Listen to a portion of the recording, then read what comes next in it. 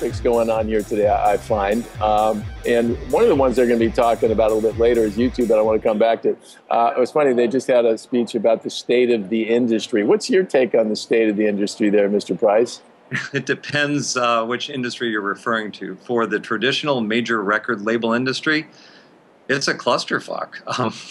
It's a bit of a mess because that industry was built on manufacturing things like vinyl and cassettes and 5-inch circular pieces of plastic and shipping them to stores and then selling them and making money when those sold. And the entire industry has basically shifted from buying physical things to downloading or streaming music, which is this completely different business model, and it's not what they were built for, which is why the majors keep downsizing and buying each other.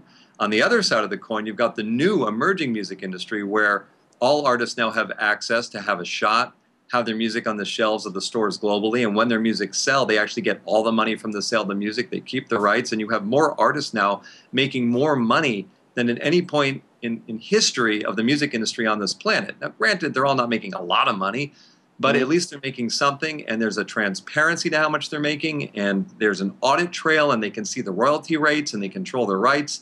And all of a sudden, the everybody else is now becoming larger than the what was. It's definitely a new world out there, I'll say, and exciting. It's just still really hard, you know. The exciting thing now is there's a choice on how you want to go after it, whereas in the old days there was only one way to do it, and the one way was a good way because there wasn't another option.